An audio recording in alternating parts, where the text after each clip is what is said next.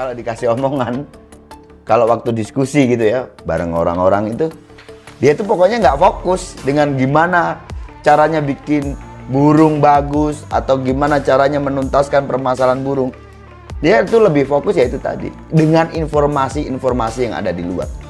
Maka dia tuh sewenang sekali kalau lihat video-video burung yang juara-juara itu. Dan dia coba untuk menggali, bukan untuk mempelajari, tetapi lebih ke apa, ini akan menjadi bahan bicara dia saat nanti nongkrong bareng teman-teman.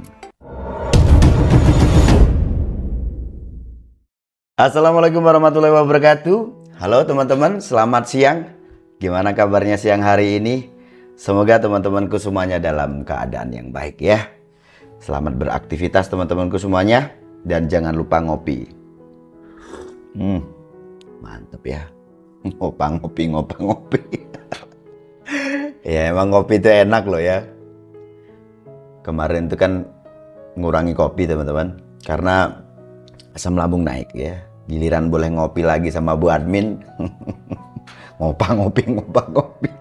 Ya, karena memang kopi itu enak, apalagi dinikmati sewaktu kita ngerawat burung ya, sewaktu kita santai sambil rokokan, itu kayaknya hidup itu enak bener gitu loh ya. Teman-teman, pernah nggak kamu tuh ngerasa terkucilkan dan merasa kayak nggak punya wawasan saat kamu itu nongkrong bareng terus membahas tentang apa gitu ya? Kamu itu nggak punya cerita soal itu, seolah-olah kamu merasa nggak punya wawasan ya. Ngobrolin mungkin sepak bola ya kan. Saya tuh punya teman dulu dan saya bingung waktu itu, ini sebenarnya tuh apa sih yang dibanggain gitu. Tetapi kan kita nggak bisa, wong kita nggak ngerti gitu ya, kita nggak mendalami itu sehingga kita nggak bisa mengimbangi apa yang dia katakan. Ya temanku itu kalau udah ngomongin bola, apalagi dia itu ngefans dengan satu pemain gitu. Wah itu pokoknya dari mulai nomor sepatunya, ya rumahnya mana, bapaknya siapa, ibunya siapa, pacarnya siapa, tahu semua dia. Dan itu kayak merasa dia itu wah kayak sesuatu yang keren gitu loh ya. Nah sedangkan saya karena saya nggak mendalami itu, ya saya hobi dengan bola, hobi ya, nonton bola juga hobi gitu ya, seneng lah nonton bola itu ya, cuman ya nggak mendalami sampai ke situ. Nah ada kan tipe orang itu yang suka mendalami sesuatu itu sampai-sampai dia itu ya memang dia fokus lah soal itu. Nah ternyata itu juga ada loh ya, di burung itu juga begitu. Saya punya teman namanya Budi. Pokoknya tentang burung ini ya, dia itu anggap aja waktu kita nongkrong nih ya, kita bahas soal permasalahan burung. Burung nakal ini gimana, burung OB ini gimana penyelesaiannya ya, burung terus mainnya nggak rapi itu bagaimana, itulah yang kita obrolin. Dia ini pokoknya untuk bicara tentang burung, dia selalu bicara tentang wawasan dia, informasi-informasi dari luar. Contohnya nih, ya kita ngomong burung gitu ya, lagi ngobrolin burung, dia nanti nyeletup, wah si ini gitu ya, burung yang cukup terkenal lah ya, itu rawatannya begini, begitu ya, jangkriknya begini, begitu, wah dia begitu ya.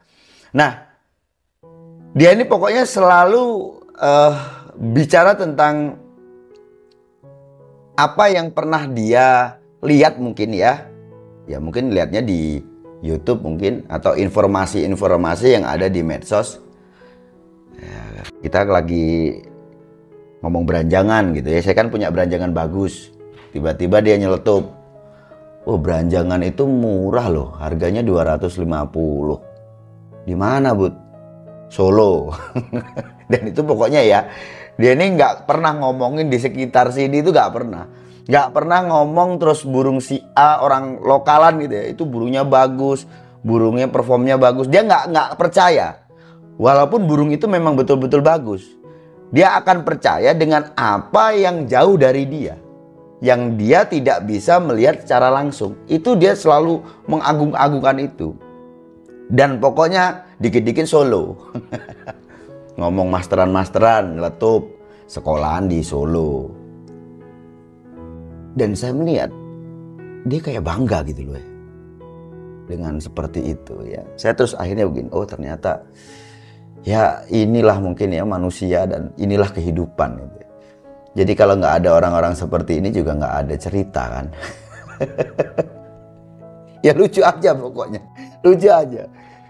Dia ini ya, mungkin kalau dibilang untuk era orang banyak beli trotolan gitu ya, trotolan mahal ini, dia ini punya banyak loh ya, bukan sedikit nih, burung dengan terah bagus dan ring-ring yang ternama. Dari Jati Barang lah, dari mana tuh, Kiki, SS ya, apa namanya, Semar Sakti itu, Tuban, nah itu. Terus ada, pokoknya banyak sekali. Dia itu murah-murah yang orang sini aja nggak kejangkau dengan harga trotolannya. Harganya 15 juta lah, ini trotolan gitu ya. Semua burung yang dia beli nggak ada yang jadi. Bahkan untuk jadi burung, kalau kita ngomong soal lomba ini kan tentu saja bukan hanya burungnya yang bagus, tetapi juga bagaimana dia ngerawatnya gitu ya. Udah deh, untuk diternakan aja, itu kan sesuatu yang mudah sebenarnya. Itu juga nggak ada yang jadi. Malah yang jadi ya burung-burung yang bisa dikatakan nggak grade, ya, burung-burung yang di luar dari level burung-burung dia yang saya bilang tadi, yang ring-ring ternama dan burung-burung dari terah bagus. Kalau dikasih omongan, kalau waktu diskusi gitu ya bareng orang-orang itu, dia itu pokoknya nggak fokus dengan gimana caranya bikin burung bagus atau gimana caranya menuntaskan permasalahan burung. Dia itu lebih fokus ya itu tadi, dengan informasi-informasi yang ada di luar. Maka dia tuh sewenang sekali kalau lihat video-video burung yang juara-juara itu. Dan dia coba untuk menggali, bukan untuk mempelajari, tetapi lebih ke apa, ini akan menjadi bahan bicara dia saat nanti nongkrong bareng teman-teman. Jadi seolah-olah dia tuh merasa ini sesuatu yang wah gitu loh ya, sewaktu dia punya informasi-informasi seperti itu. Nggak percaya ya, lihat aja tuh videonya gitu dia biasanya. Nah, kira-kira kalian punya nggak teman seperti mana Budi ini tadi, temanku yang suka seperti itu ya? Nanti kalau ada, tolong tulis di kolom komentar dan sebutkan namanya. Oke lah teman-teman, di video kali ini saya akan menanggapi komentar dari Raisul71. Malam Om Sanda, mau tanya untuk murai batu over emosi, ngejar lawan plus mangap. Setiap ada yang nurunin kandang ngejar kayak mau nerekam gitu. Untuk penanganannya Om, piye yo? Oke, terima kasih ya atas pertanyaannya. Yang ditanyakan di sini adalah burung yang over emosi. Jadi burung itu terlalu agresif saat melihat kandang, sangkar aja waktu orang jalan. Terus waktu dicantolkan, ya waktu digantangkan untuk awal itu dia ada respon yang berlebihan. Dia sambil numbur-numbur. Biasanya burung seperti ini, sewaktu awal gantang itu kan banyaknya orang itu ya naikin burung, dia itu ngejar. Seperti itu. Oke lah, burung over emosi. Saya pernah cerita ya, seperti mana si SS itu. SS itu kalau melihat sangkar bulat ya, sangkar murai, entah itu dikerodeng atau tidak, dia itu juga ngerespon. Ya, artinya ada kemiripan sebenarnya ya.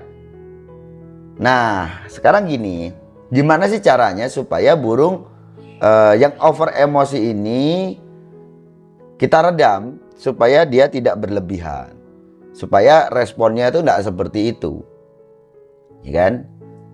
Jadi SS itu ya, kalau ada saya bawa sangkar gitu, itu ngejar dia. Terus waktu saya umbar, sangkar dia sendiri loh ini. Ya namanya juga burung kan ya. Kalau manusia mah paham, oh itu mobil saya, oh itu rumah saya. Jadi nggak kepo ya. Tapi kalau burung tahu kalau itu dia biasa pakai di situ ya. Saya masukkan nih, ini sangkar, SS saya masukkan ke umbaran. Dia lihat yang sangkar ini marah dia. Itu ya. Nah, kenapa SS bisa berubah? Jadi memang ada upaya dari saya supaya burung itu tidak terlalu agresif, tidak galak lah ya. Nah, bicara tentang menyelesaikan permasalahan burung over emosi ini, kamu bisa redam itu kalau lewat rawatan, bisa embun malam rutin ya, yang kamu berikan di atas jam 9 lah pokoknya. Jadi usahakan burung itu sudah istirahat dulu. Kamu berikan itu 1-2 jam ya, sambil ngopi lah kamu nunggu gitu ya. Burung itu biasanya kalau udah dikasih embun malam dan udah rutin gitu ya, itu nanti juga kayak waktu di embun pagi ya, dia bunyi juga gitu ya. Terus mandi malam itu juga bisa diberikan. Kalau untuk EF, kamu bisa gunakan cacing. Jadi cacing ini sifatnya dia juga untuk meredam. Walaupun dia tinggi untuk protein, ya ingat cacing itu tergolong di antara EFF yang lain gitu ya. Cacing ini proteinnya paling tinggi, kan? Dia paling tinggi. Seharusnya kalau proteinnya paling tinggi, pastikan unsurnya juga ya burung semakin on dan sebagainya. Kenapa beda? Kenapa kok nggak seperti itu? Karena memang cacing ini punya enzim unik yang sifatnya itu anti peradangan, yang nantinya kalau dikonsumsi itu akan menurunkan suhu tubuh. Jadi kalau di manusia, orang sakit tipes, orang yang demam tinggi, ya apa ya, paracetamol alami lah bahasanya seperti itu ya, itu ya pakai ekstrak cacing. Nah, kalau kita kasih ke burung, itu juga akan menurunkan suhu tubuh. Biasanya pemain ini akan memberikan cacing ini hanya saat burung disiapkan di lomba, H-1 lomba atau di H lomba. Jumlahnya berapa? Biasanya sih antara 3 ke atas sih teman-teman ya. Ada kok gini, yang ngasih itu sampai sekenyangnya juga ada. Ya, menyesuaikan aja lah di burungnya. Dia coba kamu kasih mungkin 3 ngefek enggak, nanti kasih 5 ngefek enggak gitu ya. Atau sekenyangnya ngefek enggak, nah, perlu dijajaki lah. Tapi paling tidak kamu punya patokan pemberian cacing itu menjelang lomba, jadi di H-1 atau di H lomba. Itu nanti Om silakan kamu pakai cara ini ya. Bisa kamu embun malam, bisa juga dengan mandi malam, atau kamu memberikan EF cacing ya, diropel sekalian nggak apa-apa, atau 1 persatu. Kalau 1 persatu ya contohnya embunkan malam dulu, ada hasilnya enggak. Kalau nggak ada hasilnya, itu nanti dimandikan malam. Nanti ada hasilnya enggak. Kalau nggak ada hasilnya, nanti coba dikasih cacing. Nah, kalau untuk SS itu dia embun malam ya, dan mandi malam. Kalau cacingnya enggak. Kenapa nggak kasih cacing Om? Karena pakai cara ini aja udah cukup gitu loh ya. Maka kamu terserah deh kan, kamu mau ropel semua kamu pakai bisa, atau 1 persatu juga bisa ya. Saya temukan SS ini enak embun malam dan mandi malam, dia udah cukup. Nah, cuma ada lagi nih, tetapi kamu harus bisa memastikan atau bisa mengukur sejauh mana sih emosi di burungmu ini tadi yang mengakibatkan burungmu galak ya. Ada dengan cara itu malah menaikkan birahi. Sekarang pertanyaannya, kenapa kok malah dinaikkan birahi? Jadi ini untuk menseimbangkan ya. Burung ini kan emosi, ini kan juga karakter teman-teman ya. Burung gampang emosian, itu karakter. Nah, kalau burung itu gampang emosian, terus birahinya nanggung, bahkan kurang gitu ya, kemungkinan besar dia akan galak. Jadi emosi tidak disertai birahi itu galak di burung. Maka ada cara juga, yaitu untuk menaikkan birahinya, yang fungsinya apa? Untuk menseimbangkan, ya kan? Ya itu tadi saya katakan, kamu harus bisa ngukur di burungmu itu tadi, kira-kira ini karena birahinya yang kurang atau gimana gitu ya. Kamu harus bisa ngukur itu ya. Tuh, udah enak kan? Udah paham kan ya? Nanti kamu harus cari sendiri dong ya. Kalau kamu pengennya dituntun terus, ya kamu datang aja ke rumahku, nanti kamu nginep di hotel gitu kan, nanti saya pandu. Karena saya nggak lihat burungmu bagaimana, ya cuman kasih solusi seperti itu.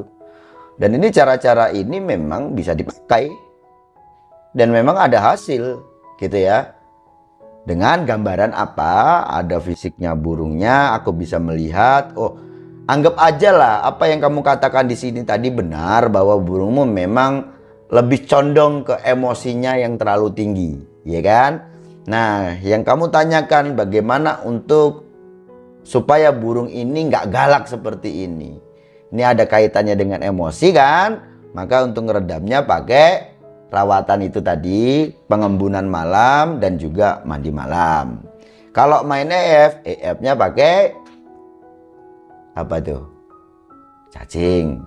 Yang diberikan hanya saat burung mau dilombakan. Yang sifatnya untuk menyeimbangkan, untuk meredam supaya burungmu itu tidak terlalu over emosi.